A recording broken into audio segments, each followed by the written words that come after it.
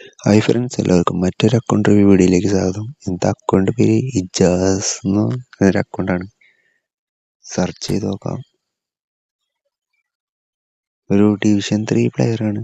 Division 3യുടെ ബാഡ്സൊക്കെ കത്തിയൊക്കെ ഉണ്ട്. Favourite player തന്നെ സോളാണ്. Squad നോക്കി നോക്കാം. സ്കോഡിലേക്ക് വരുമ്പോൾ ടീം സ്ട്രെങ്ത് വരുന്നത് 3796ആണ്. അതിൽ മാനേജർ തന്നെ കപ്പലാണ്.